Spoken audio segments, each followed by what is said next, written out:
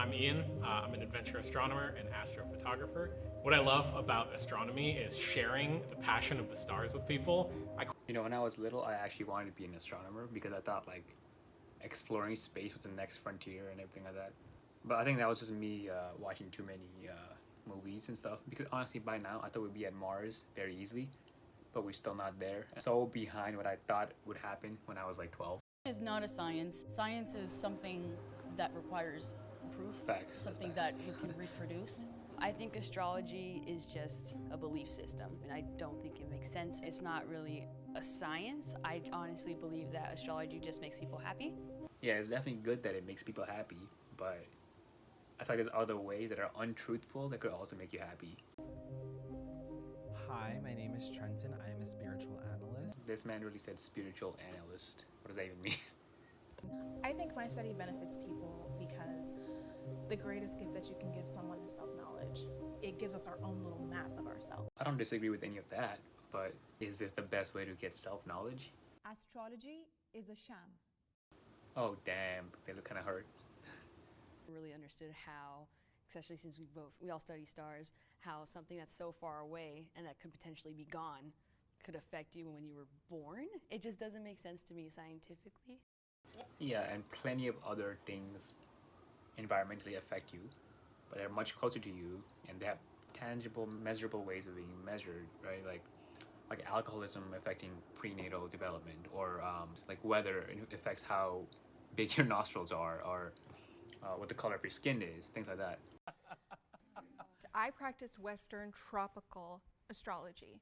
And so the tropical system of astrology goes off of the equinoxes and the solstice. It has nothing to do with the constellations, what you know of astrology in the Western world. It all depends on what system works for you.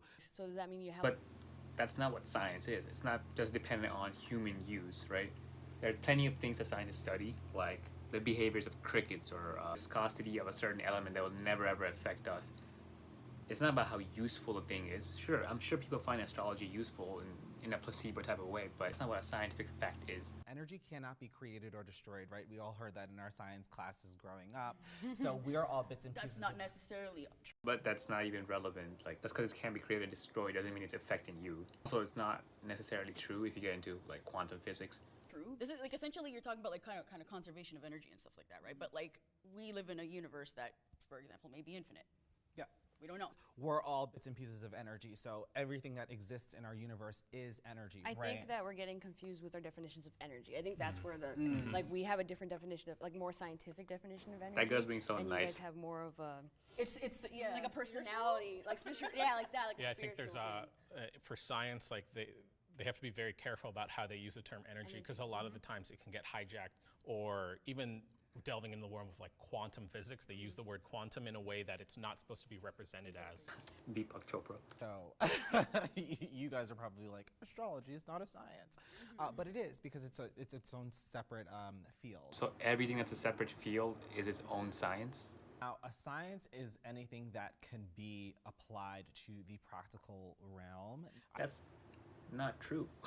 So many scientific discoveries are nothing to do with practical uses. In fact, most of the reason why PhDs don't get paid is because a lot of the research that comes out is quite simply not that useful. It's just fun to do. And maybe it could be useful in a very, very distant future, but it's not necessarily like, oh, let's figure out what the most useful thing is right now. Will it change what you guys Absolutely, because that would be something that we'd have to sit and try to study. We'd have to conduct research on that planet, just as well as you guys would have to do. You guys Really? It would change the belief? There are so many of these based on very outdated astronomical facts. Oh, scientists would say that I'm crazy. At least he's being honest. Do I believe that astrology is a type of science, a soft science? Yes, because I study psychology, I study therapy. There are people who say that therapy and psychology are not sciences. I also think that psychology and therapy are soft science. Who says that? They're not rooted in the scientific Who says method. that? They are rooted in who that person is and the potential of that human being and their... Therapists are usually doing clinically approved methods. Sure, it's not perfect, but at least they're trying to replicate it to the mass of the population. I would not compare it to a soft science. I would say it's actually very necessary in our modern world. But there's a difference there because in psychology, we could scan the brain and see the chemical imbalances. We could see what's missing. We could see the neurons firing. We could see exactly why things are happening, and we could prove that. Exactly, and even then, a lot of therapists work on diagnosing based on language, right? Like, it's very hard to diagnose clinical depression just by using medical methods. So they will use subjective measures, but they have a whole code, testable way of figuring out how depressed people talk or how depressed people use language. That's a replicated thing. As of course, it's not perfect, but based on subjective principles. But they're trying to make it replicable. I don't have science to prove why I believe what I believe. It's just, I've been studying this for 7 years and I've been practicing professionally for 4 years. And Damn, it sounds like you dug yourself a hole there. I feel kind of bad. Astrology has not led me wrong. Like, I don't miss. Is there a way? That's kind of a really, really bold statement right there. It's never gone wrong. You can tell if you're wrong or right. I'll say, oh, this could be an indication of this. Is this true? And they'll say yes. Or if they say no, I'll say, well, maybe it can be interpreted in this different way. Well, it seems kind of convenient that you can't test whether they're wrong or right. So this sounds like you're never making a completely declarative statement, and you're just kind of inserting an assertion to their head, and just kind of a bad way to ever ask a question. It's called a leading question. Psychologists or therapists don't do that because they don't want to ever have a patient basically diagnose themselves. It doesn't play out the exact same every time, which is why it can't be pinned down. But then that means you're not 100% right. How could you say it's never gone wrong? And that's why you can't call it a science. Yeah. It's not reproducible. Celestial objects influence people's mood. If I'm driving home, maybe I had a bad day and I see the moon coming up, it's so beautiful. Like, how can that not affect your mood, right? It's just so gorgeous. I do a lot of astronomy outreach. I show people the planets or the moon through telescopes. Or total solar eclipse that we've seen, we were all like in tears. It was just so beautiful. So yeah. Yeah, that's true. Like looking at the stars, like if you've ever been camping or something and you see all the stars in the night sky, it does make you feel, it's like an almost very spiritual experience. Maybe that's where it comes from. Just the nature of our experience that we're interpreting, right? That's a subjective quality.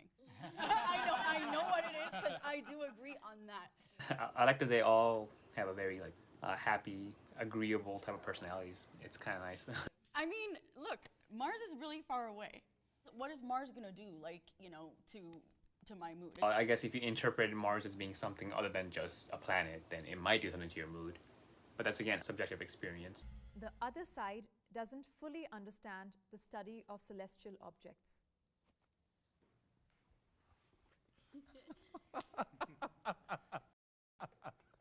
I'm so of two minds about this. You guys are doing something that's very scientific and practical in what you're studying, but just because something isn't practical or scientific, you can still study religion, you can still study the Bible, the Torah. I don't even think it should necessarily be equated. Problem is, many people do use all those things you just listed as a basis for facts, not just beliefs. That is the problem, right? That's literally what the prompt is about.